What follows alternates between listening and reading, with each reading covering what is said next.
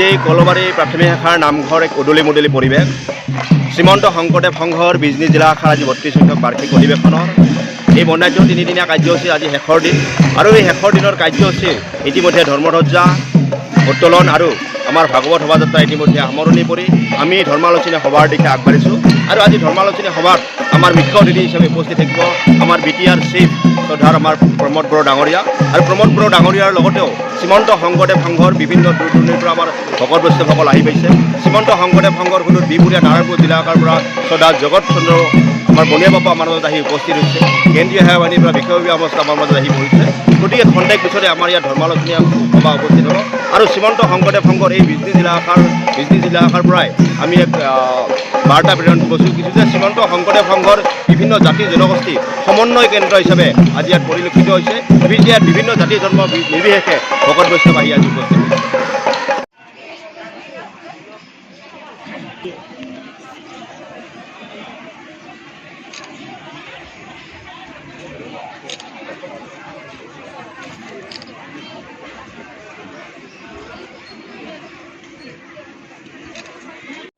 তেত্রিশ নং বিজনী অবস্থিত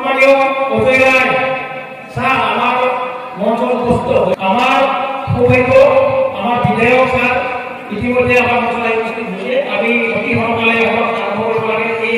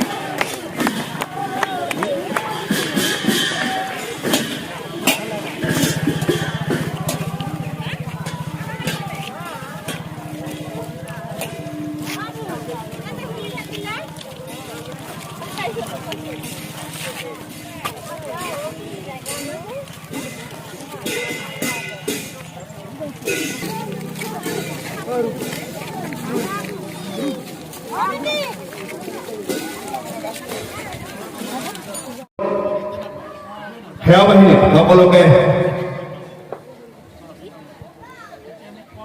সংযোগ কৰা আৰু যুৱক যুৱতীসকলৰ নিজৰ নিজৰ প্ৰতিভা বিকাশ কৰাৰ কাৰণে। কিন্তু এইবাৰ শংকৰ